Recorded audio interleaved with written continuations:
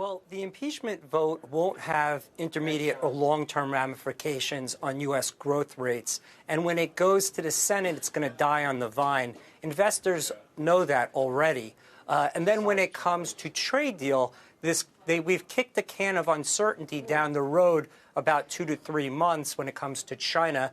So overall, the market is anticipating growth rates that will be positive in the United States between 2 and 2.5%.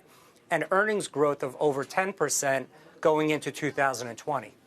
That trade deal is certainly encouraging, but do you think it also diminishes the prospect of yet another rate cut from the Fed in 2020?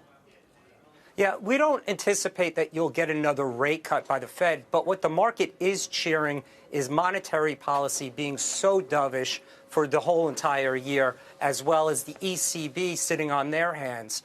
So overall, what you have is you have economic growth that's moving forward.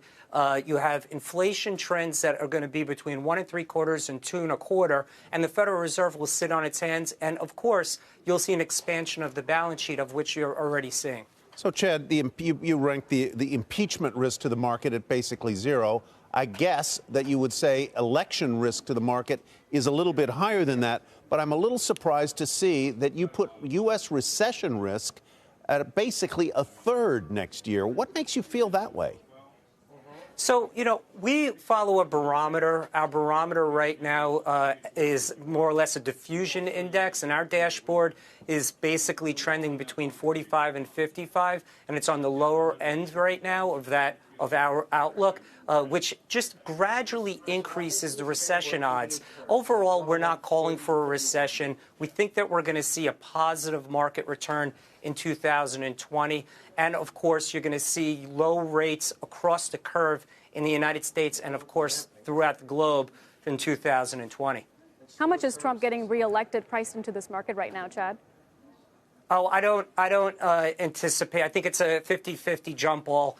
So it is being priced into the market. I think what would destabilize the market overall is if you started to see on the Democratic side a candidate that was more hitting the drum of an anti-business sentiment that could cause some market compression or multiple compression overall. But, again, global growth, for 2020 at a plus 3%.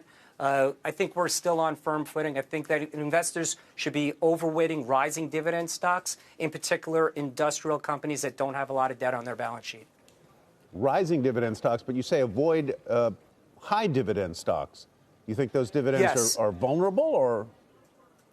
Yeah, I think there's been this reach for yield, okay, because you have yield, negative interest rates across the globe, and high dividend companies typically have a lot of debt on their balance sheet. They have lower investment grade prospects. And anytime you have an economy that could go into some destabilization or slowdown, those type of companies don't fare as well on a total return basis as rising dividend companies that are consistently growing, consistently profitable, taking their cash flow and reinvesting it back into their business to grow the cash flow in the outer years. So that's what we would like to see companies do. Mm-hmm. And that's why, hence the reason why we're recommending rising dividend companies. I want to bring Evan Brown into this market discussion. Evan, what do you like going into 2020? Is it domestic or international, which I feel like at this point everyone and their mom is recommending to clients?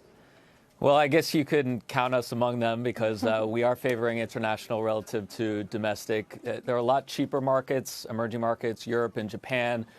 We're getting a trade. But cheaper doesn't necessarily mean better, Evan, just because it's trading at a discount to the S&P 500. I mean, fundamentally, does it make sense to buy those stocks overseas when you're still seeing growth of 1% in Europe, maybe Asia a bit stronger? Well, yeah, so we think the fundamental case is there as well. These are countries that were hit hard by the trade war, but now that you're getting de-escalation and you're going to see actually an improvement in manufacturing globally and trade globally, then these are the countries that are going to benefit the most as opposed to the U.S., which is really a more inward-looking market.